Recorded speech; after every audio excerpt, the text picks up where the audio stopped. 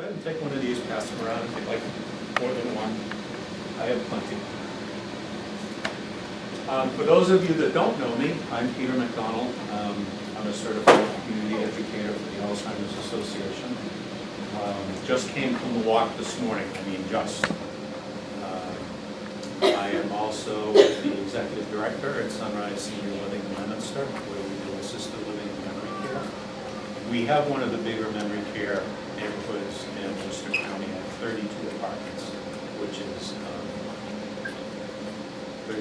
good, significant number. We actually got to that number in 2012 because it went of assisted living and turned it into memory care because the need is so high and the need continues to be high. Where did you take that from? So the second floor, you get off the elevator on the second floor, the north corridor. So that old corridor from the fire doors over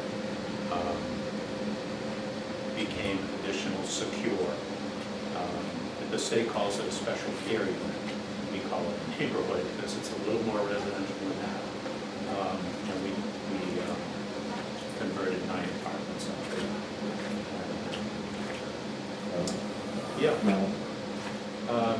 I just want to say a little bit about the walk this morning. Our goal this year was to raise $585,000 in Worcester County, and I think we're going to hit it this year. By the end of the month, I think we will raise over $500,000, which gives me the goosebumps. But what gives me the goosebumps even more is that a woman came up to me this morning and said, the guy over at the table there said I should talk to you about my son. And it was one of the volunteers on the committee, the walk committee. But he works for Edward Jones. He's like a financial planning guy, but he knows that I live and read this stuff all the time. So this woman, Joanne, came over and she said, we introduced ourselves. She said, I need to talk to you about my son who's over there. Over, 60-ish guy, looks to be in really good shape. He said he was just diagnosed with dementia, with Alzheimer's. I said, how old is he? He's 58. Knew things weren't right. Problems with his memory, getting angry because he was forgetting. Primary care referred him to a neurologist. It took a couple of visits, but with just a good history and physical, prior medical history, no fancy imaging or anything, where a guy gets diagnosed with early onset Alzheimer's, has his license taken away, and his significant other, his girlfriend, is still by his side. And that gives me the goosebumps. So I'll interweave some of the newest science, and I'm not a physician, I'm not a researcher, but I am kind of a science geek, and we'll talk about that. And let's make this as interactive as you want, so if you have a question, don't assume I'm going to answer it later on. And Judy is here. Judy has some lived experience with this. I don't mean just, Judy has significant lived experience with this. 16 years It was 16 years? ago. Oh, it's been 16 years? Yes. We're all getting old. Which generally beats the option. Generally beats it. Okay. So what we're going to talk about today is an overview, how dementias impact the brain and body, understanding communication challenges, behavior challenges, and behaviors are a way to communicate. When you can't talk well, you can't get your thoughts articulated, sometimes you use behavior skills. As I'm in this room, I'm having like flashbacks to Village Green Preschool, and I used to pull the ambulance up here, and Linda Green or somebody would sit here, and we take the kids out on the ambulance, and we tell stories, and you could tell the kids were having a bad day, because they were having behaviors. They weren't communicating them this way, they were communicating them like this. And helpful strategies for working with folks with dementia. Some of the numbers, and these numbers, this is actually Last year's presentation, I couldn't get the updated one for this year to load. It's similar, but the numbers have changed. They've gotten worse. 1 in 3 seniors dies with Alzheimer's. They don't necessarily die from Alzheimer's, but it's a diagnosis they have on board. In the last 9 days, I've lost 3 people in our Reminiscence neighborhood to dementia. They didn't die of heart failure or anything else. They died of dementia. They were on hospice. We knew what was coming. From Miko was 92 to Yuka, who's within a year of my birth. Would have been 65 this month. 2/3 are women. As you get to live longer, you get to accumulate this diagnosis and its subsequent effects. There's more than 6 people in America with Alzheimer's, and COVID really did a job on all kinds of cognitive disorders, but particularly dementias.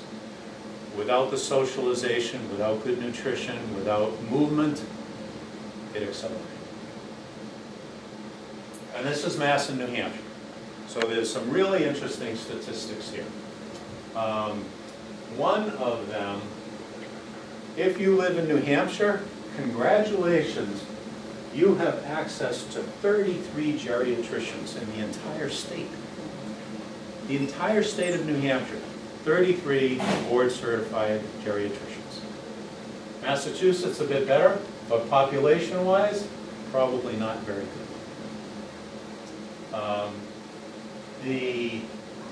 The association likes to focus on these numbers because it helps us with fundraising.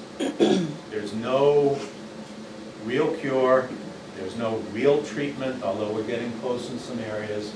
But in 2019, these are the people that died from Alzheimer's disease specifically. And any questions, just let me know. And this will not be all doom and gloom, I promise.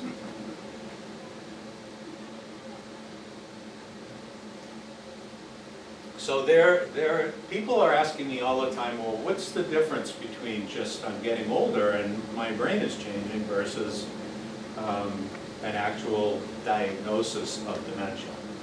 And you can see that there are differences.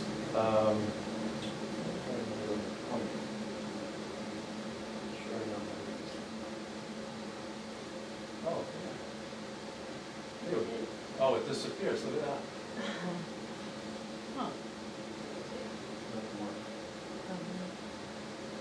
Anyway, it clicks forward. So, the little cards there are dementia worries. They're not age-related worries. But forgetfulness that does not affect daily function. Do we all forget where our keys are sometimes? Right? What do? Now we put them in the same place all the time, right? But do you remember what the keys are for? So that's the difference, right? That's the difference. And in many cases, it's a slippery slope. We have Post-its, we put in notes on our phone, we write ourselves notes, we make lists. But then when you look at that list and you can't figure out what it is, that's a problem. That's not age-related. And as long as we can figure out how to solve those issues, we're okay. It's when the Post-it note, the list, keeping your keys in the same place, when those strategies don't work anymore, then it's time to go. Our hard drive fills up, and it takes longer to access that information. But given enough time, you can access the information. Generally, do we forget people's names? Yes. As soon as I saw you, Judy, I'm like, but that was 16 years ago. That was 16 years ago. And I remember Bill, and I remember your dog. I don't remember the dog's name. Toby. That was a test.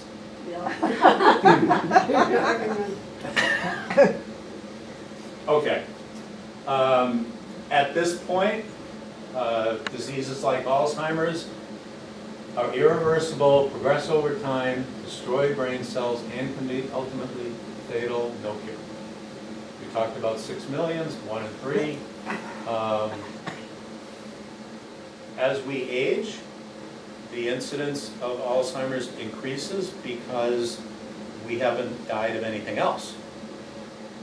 But it's not a part of normal aging. People do not normally get a dementia. Okay. Healthy brain, advanced Alzheimer's. There is a structural, a morphological degradation of the brain tissue itself. It's not just that the connections get messed up. The tissue itself dies. This has been a big deal with a lot of research done with football players and other athletes that get concussions. And yes, a single concussion can predispose you to more damage. If you're already predisposed, one single concussion can increase the incidence. So a lot of related challenges: short and long-term memory loss, repetitive speech and questions. Same question over and over. I have a wonderful resident at Sunrise. Her name is Barbara. Every day, and even if I see her twice in an hour, she will say to me, "I know you. You work at the schools." Every single day, and multiple times a day. She'll say, "Are you still working at the school?" And I'll say, "No, but I have a lot of fond memories of working at the school. I work here now." So I don't tell her I've never worked at school, and I can say that I have, but I can change the conversation to, "What are you doing now?"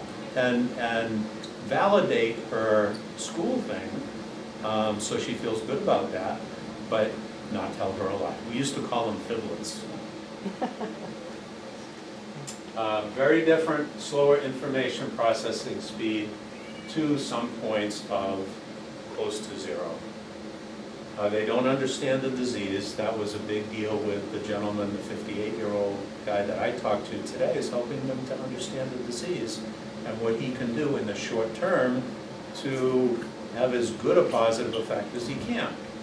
But number one, recognizing that, Brian, you have to realize you've got the diagnosis, right? I have a cardiac diagnosis, almost 30 years. My cardiologist says, "What I like about you, Peter, is you own your disease. You're not going to go around eating Big Macs, leaving it up to me to throw more pills at you," right?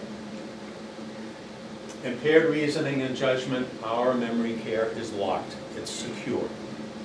There is no, you cannot get in or out unless you know the code. And I don't even give families the code. Regulate socially appropriate behavior. You name it, it's happening. Everything from, I don't understand what this stuff is coming out of my bum anymore, and it's going all over the walls, to, wow, that woman with a walker looks really hot. And everything in between. Hallucinations and delusions, particularly with some types of dementia, Lewy body dementia, Parkinson's type dementia, and mood and personality changes. Right? Think of all of the things that go along getting processed in your brain. Our memories are typically affected, our short-term memories with dementia. Imagine if it's the section of your brain that is you, that is your personality. Because that's right near the memories, because our personalities are a big manifestation of our history. Imagine if it's in the section of your brain that controls respiratory rate, or the part of your brain that helps you to remember how to chew your food.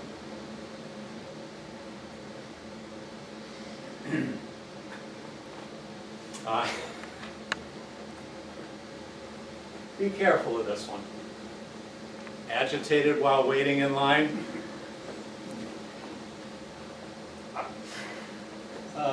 All those people behind the line at the bank or Walmart or wherever you are, they don't all have dementia. They don't all, right? This is another good one. And not necessarily a PIN number, but those telephone scams. You don't even have to have dementia. But somebody with dementia doesn't have that little filter of what should I be giving out and what should I not be giving out. Physician from Harvard, within the last week, I don't think this has been in the news, and I don't know who it is, so I'm not breaking any confidences. Physician in Harvard, within the last week or two, was scammed for $160,000 in cash that he sent FedEx. This is a working physician. No dementia. Imagine if a person with dementia. The only reason I know about that one, because a friend of a friend called the FBI for me, because a family member on my wife's side got scammed out of $80,000. No dementia. So imagine what dementia would do to somebody like that. If you're a caregiver, make sure you get that information. Change the PIN numbers. Take the checks. All of that good stuff.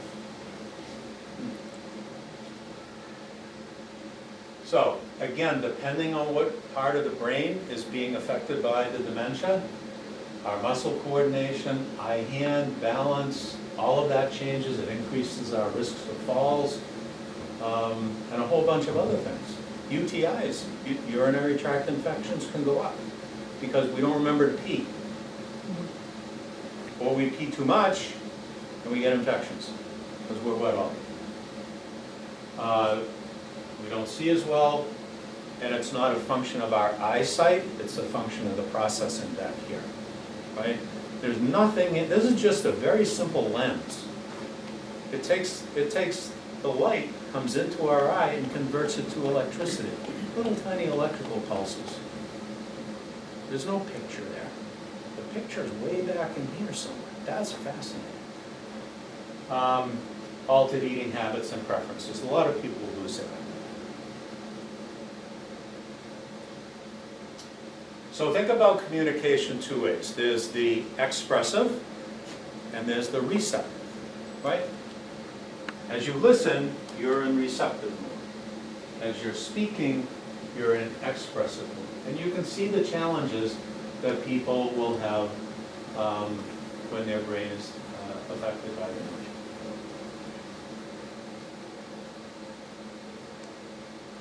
People will put two words together that usually aren't together to try to get their thoughts out.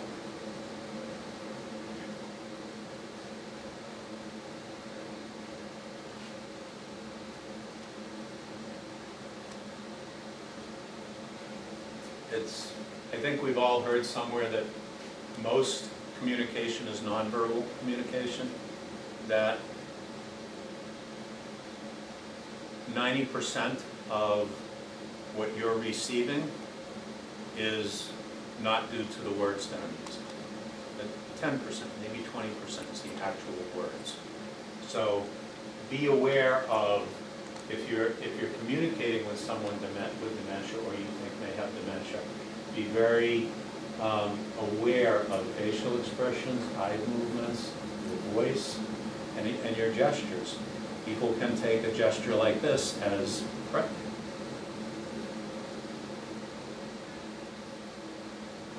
Never approach someone from behind. You're going to startle. Identify your, this is if you're, this is actually a very famous, I think she's an OT that has come up with some, it's called validation training for dementias. But approach the person from the front, identify yourself, use their name. As you're identifying yourself, of course, use your name, make eye contact, be at the same level. So if somebody is in a wheelchair, I almost always will take a knee. and they ask, hey, come on, help me out. But be at eye level, be relaxed, smile, slow down, talk softly. You are not going to, even if you think you're going to have some information to deliver in a very short period of time like I'm trying to do today, you can't talk that fast. You've got to slow down and let them guide the conversation. You'll see if they're able to understand it. Open and relaxed with your stance, eye contact. We talked about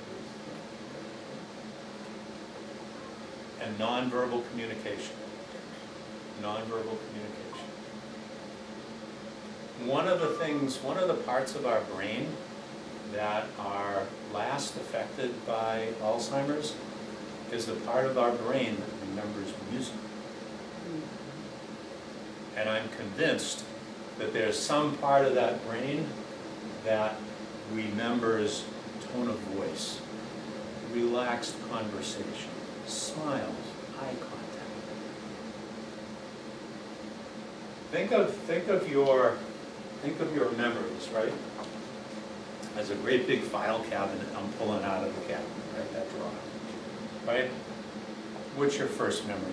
Think back as far as you can think. What's your first memory? Setting fire in the house. Oh, wow. Okay. You asked the wrong person, Peter. Remind me not to ask her about any dreams. How old were you? 3. 3 years old. Pretty vivid memory? Oh, yeah. Okay. Stumped this candle right under the paper. What did you have for dinner on Tuesday? Lord knows. See? So when we finish today, right, we're going to take, we have this little file folder, right? Here's today. Phil's got his agenda. I'm not even going to look. He's got all of his good things in there for today. And when we go to sleep tonight, Phil's going to put this in the file and close the drawer, right? While you're sleeping, a normal brain uses sleep, which is one of the reasons it's so important, to cement the memories in. That happens overnight. That happens particularly during REM sleep. Tomorrow, when you open this file cabinet and pick out a fresh folder for tomorrow, that one will be right there. And if you need to access that in your mind, it will be there. In a dementia patient or a dementia person with dementia, that doesn't happen. This folder never gets cemented in. So yesterday's memories aren't accessible tomorrow. But that goes all the way from today, all the way back to the smell of smoke. Right? Some are going to be really big folders, really impressive memories. Some are going to be like, it was just a normal day. Most of us, 90% of what we do is automatic. But the dementia person with dementia, isn't cementing the memories in. And that's the real problem, one of the real problems with the brain for short term.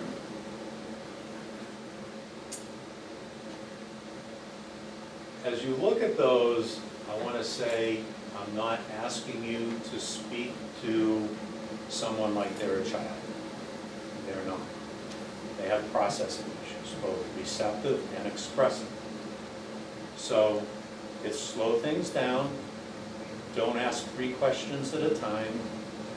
Right? Wait for a response, because it's taken a while for the hard drive to cycle through.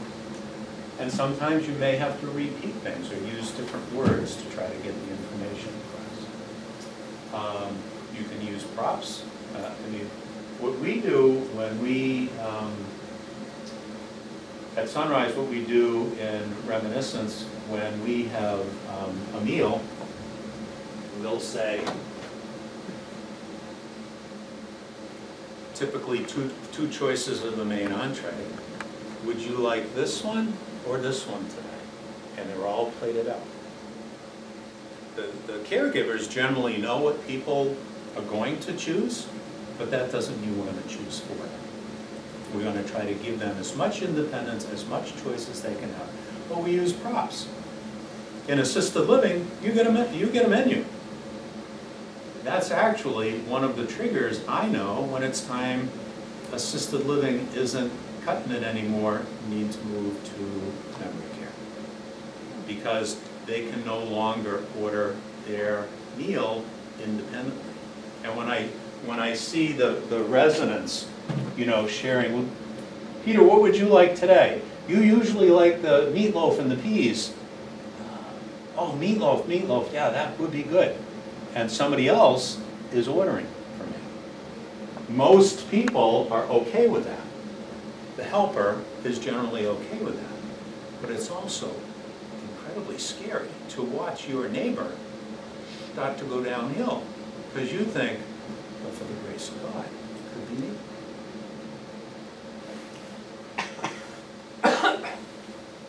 I don't think writing things down is very good. I think seeing things in writing, for most of my residents, that they lose that a little bit earlier than one might need to. A lot of behavioral potential. Just remember that the behavior is an attempt to communicate through a disease. So when I have to tell that family member, I'm sorry, but your dad is cursing at my care team, and that's not okay. We'll deal with it as best he would never use words like that. I have 3 different people on 3 different shifts telling me he's using consistent language that is, yes, it's shocking, but the filters start to drop. A lot of pacing, a lot of wandering, rummaging, searching, sometimes we call it shopping, right? If it can grow legs, it will. I put down, you know, somebody takes their necklace off, puts it on their bureau, 10 minutes later, somebody else is wearing it. No malintent. That's beautiful. Or maybe that's mine. Hiding or losing things, we see this in the community a lot. People are hiding things. We all hide things. I'm going to put it in that special place. I'm not going to put my keys where I usually leave them because that's way over there. I'll leave them over here. Instead of leaving them in the bowl by the door, I'm just going to put them on the tank of the toilet because it just happens to be right here. 3 days later, there they are, right? And again, Parkinson's, Lewy body dementia, hallucinations and delusions can get pretty vivid for these people. Well managed by medication, which we don't like to do, but why have somebody anxious all the time? Why have somebody, I just saw my mother, and I can't say, you know, Sally, you're 92, that wasn't your mother. I'm not going to say that, right? But something to take the edge off, because nobody needs to go through life with that kind of anxiety. And some of the reasons for the behaviors.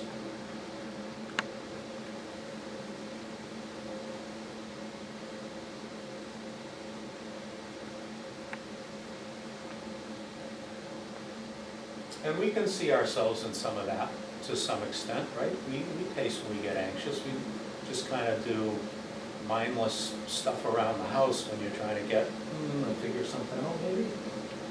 And we all have our favorite childhood stories. I don't want to hear any more from Pam.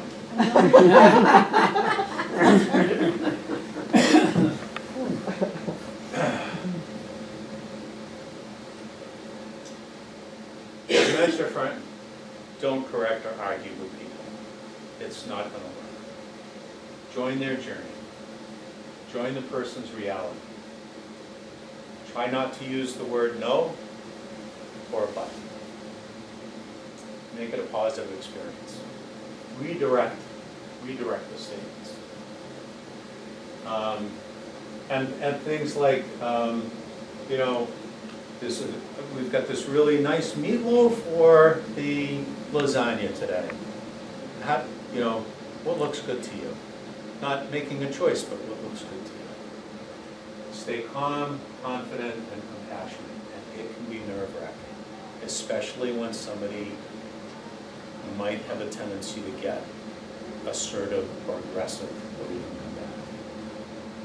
If that happens, remember it's the disease talking. That's not that person. It is it's the filter of the disease. There are definitely things that you can do to have a dementia-friendly environment. I think at the senior center you have outreach workers and they'll be like, that scatter rug should go, right?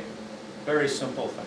I can't tell you how many people I picked up when I was on the ambulance that I know I should have gotten rid of that, or you know, the environment, the physical environment was a hazard.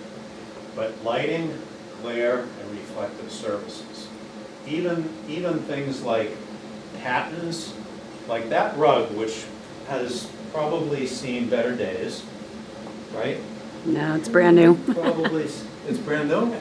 Really? It's just supposed to look like Must be it's, a new style. It's kind of like jeans with slits in them. yeah. Oh, the jeans are. Okay, all right, thank you. Thank you, Phil. I'm gonna recover with that. This would be very difficult for someone with dementia to walk on because of the variety of patterns. Particularly if you go from light to dark, this wouldn't be dark enough, but they perceive that as a whole. You go from light to dark, they perceive it as a whole. So a uniform floor like this is really good. This is great. Removing clutter, visual and auditory stimulation. A lot of times I've seen when people transition from assisted living to memory care, the family wants to bring everything with them. And they may have like a 700 square foot, 1-bedroom apartment, chocked with a lifetime of memories. This is the time where you start to take that stimulation and down, tone it down. You have to have pathways, signage not in a home, but if it were here, you want to have simple signs, pictures. We'll put a picture that says bathroom on the door, toilet. In the bathroom, I will paint the wall behind the toilet a darker color because it becomes not a trigger, but that's where the toilet is, the dark colored wall. It's the only dark colored wall in the apartment.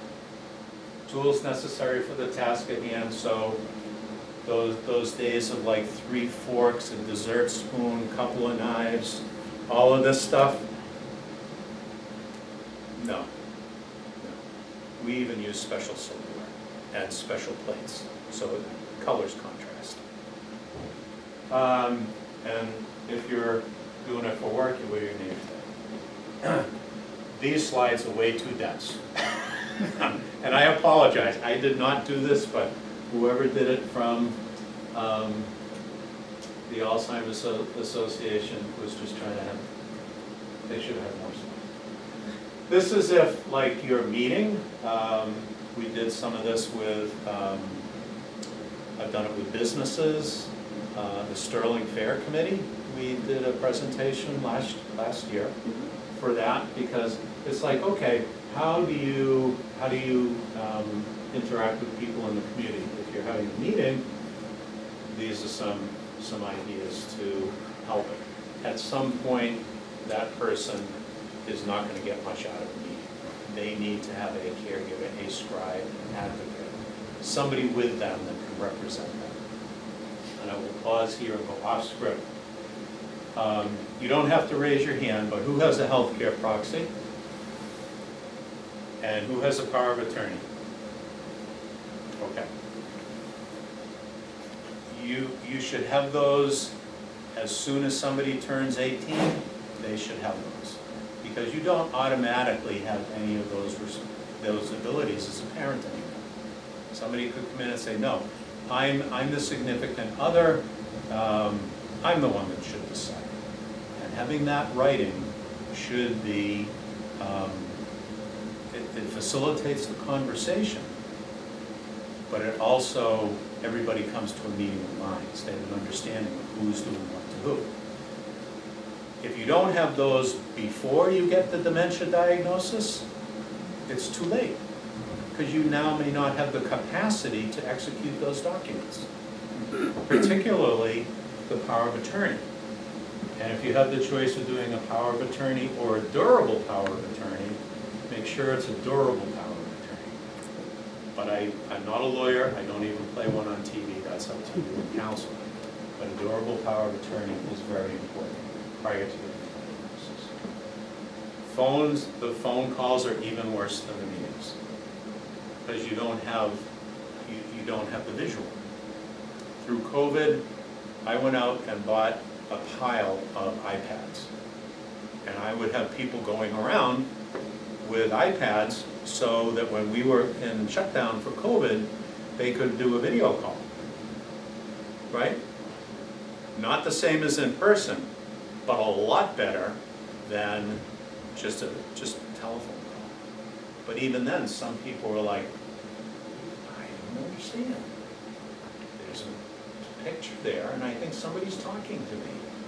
And some of them were very emotional in a bad way, because the family was just like very frustrated. Some of them were actually kind of comical because the family got it. It was like, all right, Phil, I'm gonna turn the iPad around so that your loved one sees that it's just a screen. Right? Here's Phil. Okay. Is it Phil? Well, it's a picture of him. It's a video of him. He's talking to you in real time. Is he there? Well, he's somewhere else. See, this is just the back of the device. Oh. Or maybe not. Yeah. Right? But slowing down, and this, even people without dementia, this is why phone scams work so well. It's just so, and it's aggravating.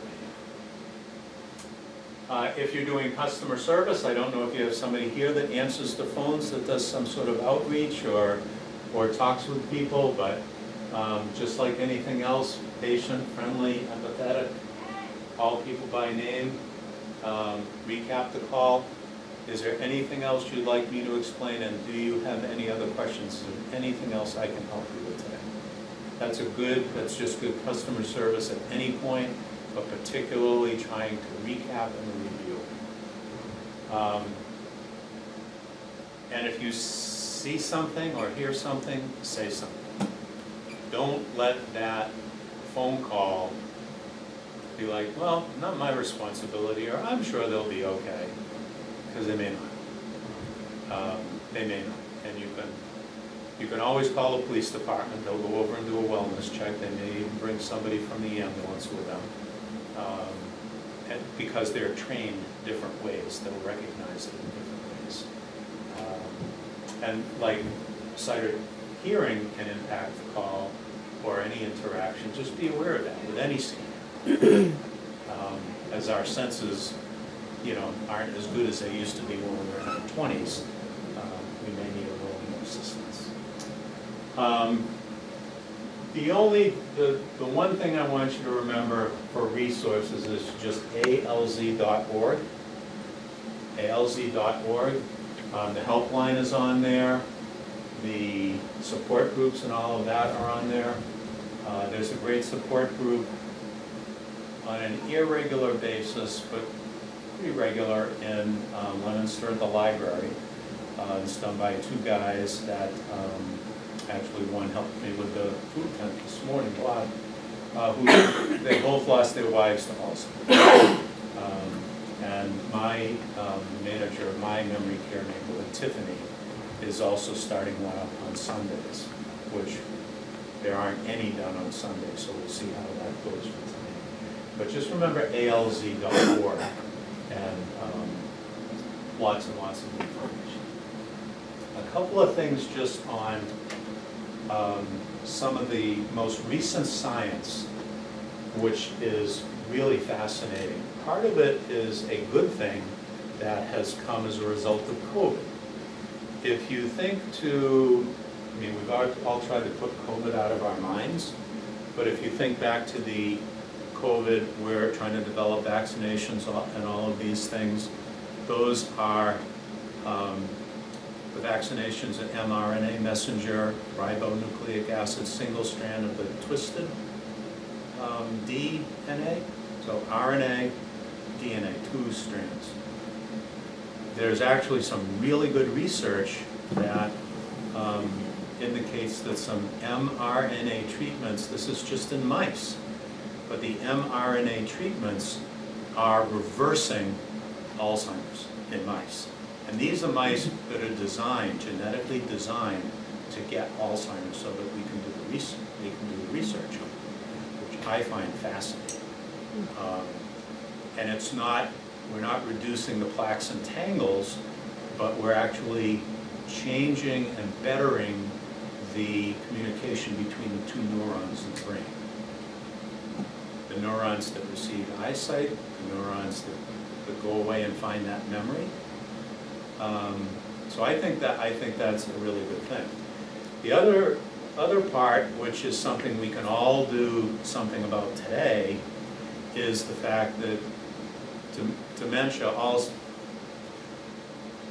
Alzheimer's is one type of dementia. I thought there was an umbrella on it, but dementia is an umbrella. Underneath that umbrella are all different types of dementia. Alzheimer's is roughly 55 to 80% of all of the dementias, depending on whose numbers you read. There's Parkinson's, there's frontotemporal, there's Lewy body, there's vascular dementia, which I see a lot with people with cardiovascular disease, because it's the blood supply in the brain that causes the problems. Dementia is now being called type 3 diabetes. Diabetes, particularly type 1 diabetes or juvenile diabetes, is an autoimmune disease. It is an autoimmune disease that affects the pancreas, insulin resistance, all of that kind of thing. Type 2 diabetes is more of a lifestyle issue. Right? We developed that because we may be predisposed to it, but we could probably overcome a good lifestyle. Maybe not. Type 3 diabetes or dementia is inflammation in the brain. It's an inflammatory disease in the brain. So if we can reduce our inflammatory factors, we can reduce the possibility of developing a dementia due to the inflammation. And there's all kinds of information out these days on anti-inflammatory diets. One of the books that I read recently, it's the best rule I've come up with so far. It's eat the food that God makes. Good place for this. Eat the food that God makes. Just like going to communion polishes up that halo for the rest of the week, right? Eat the food that God makes will help polish up the internal stuff. Stop eating the man-made foods. Stop eating the factory foods. Right? If you have a choice of an apple or that little plastic container in the very colorful box with blue applesauce and whatever else is in there, yeah, right?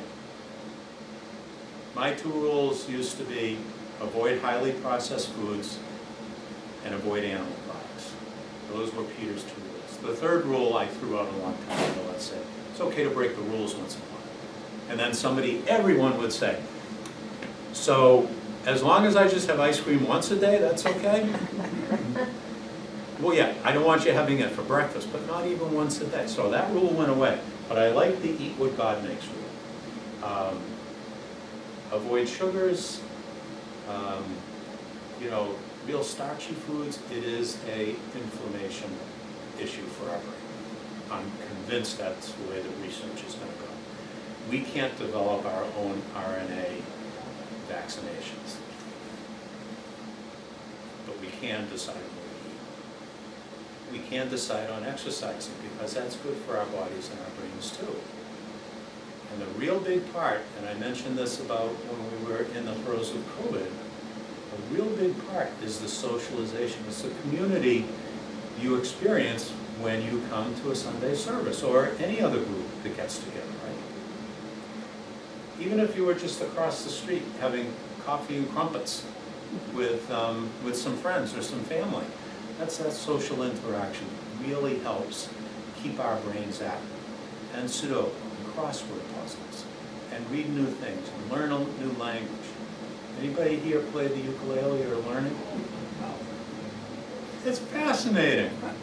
It's like, I can put it down for 2 or 3 days, I pick it up, and it's like, ooh, it's back.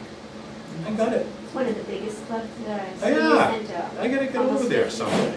Yeah, Really. yeah, So, they are good.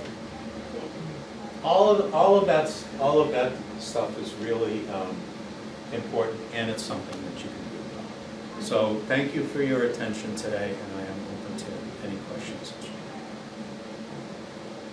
Judy, anything that you would like to add? Oh, I'd like to ask a question, because you said that the brain itself is shrinking and changing, not the connections. And I think we've been led to believe that a lot about the connections. Oh, the connect. So,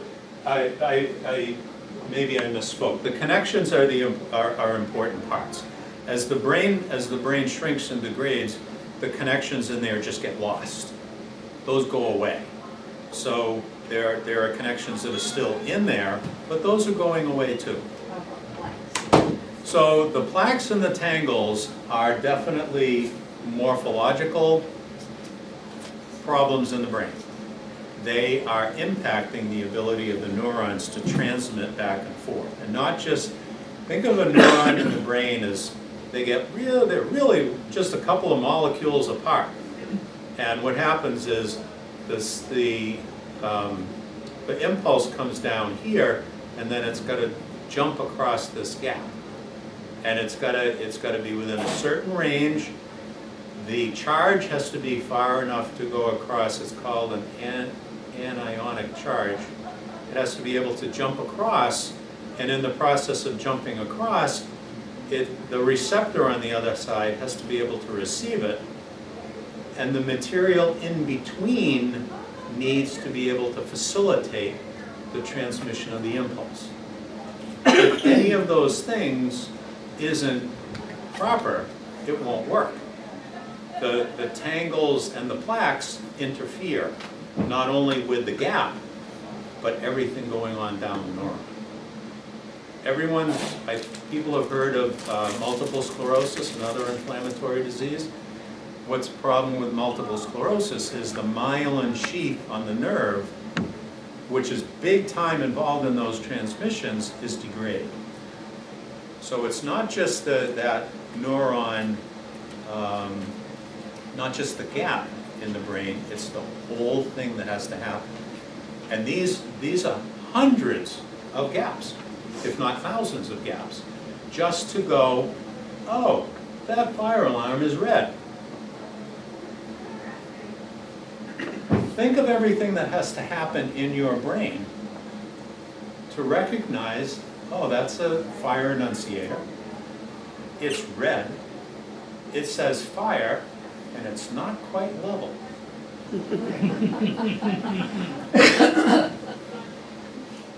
Okay, it is.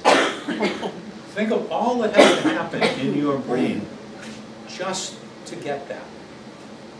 And then think of all of the things we do every minute of every day and not have the ability to process like that. Yes? And to realize that the fact that it's not level isn't really very important. True. In the scheme of life, right? Don't sweat the small stuff. My wife would make me fix that. Lorraine would make me fix that. Oh yeah. OCD. Maybe. Other questions? I was just going to say, we just had a friend, 70, diagnosed with early Alzheimer's, or not so early, but he's a doctor. A physician? A physician. His wife also very educated, both very active. He can do amazing things like get up in front of a service and do a Haftorah in Judaism. But what can we do to help this person continue to have dignity throughout this process, which we think is going to be debilitating?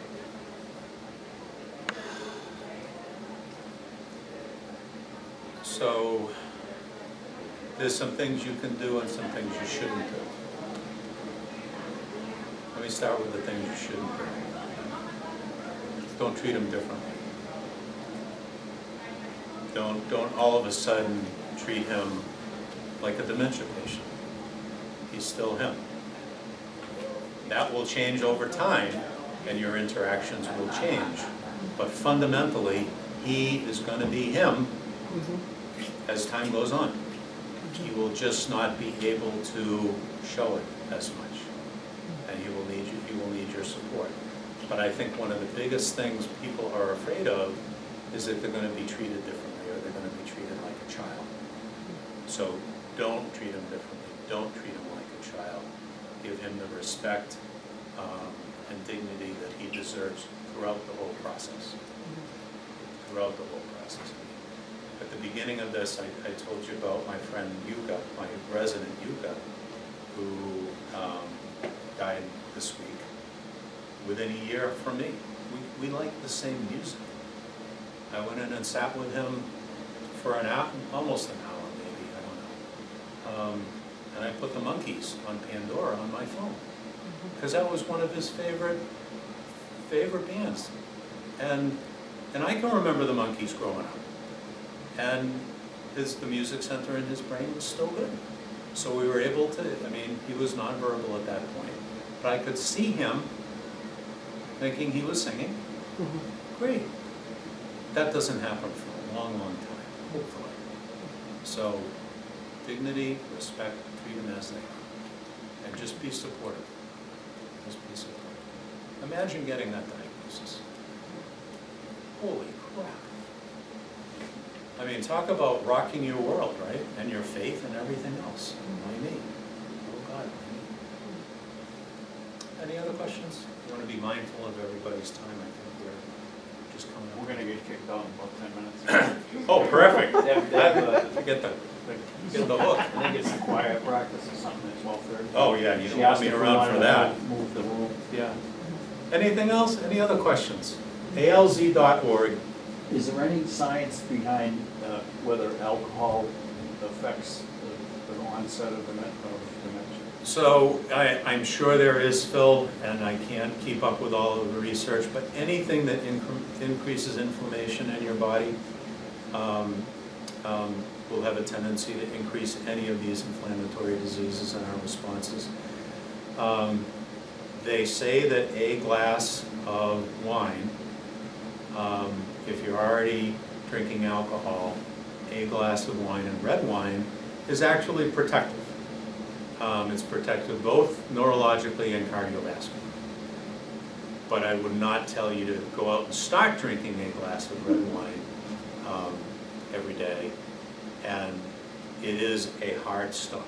The research is 5 ounces for a woman, 10 ounces for a man. That's the max. You can't go, I didn't have one Tuesday, Wednesday, and Thursday, so 2, 4, 6. It's Friday. Ring the bell. Ring the bell, right? It doesn't work that way. But that's a good question. It's all about choices, right? It really is all about choices.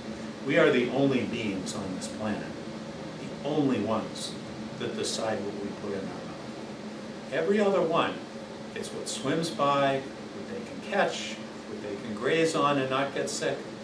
We're the only ones that get to decide. And we just try to make the choices. Apple, do applesauce in a plastic jar. Easy choices. Anything else? Okay, well, thank you very much. You've been a great audience, and I'll be around packing up if you... Thank you so much. My pleasure.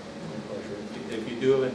I'm passionate about it. I mean, I'm happy to have helped, hopefully raise over $500,000 this morning. Wow, that's cool.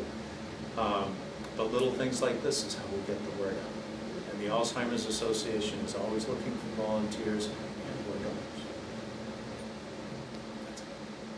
Thank you. Thank you, everybody. Thank you.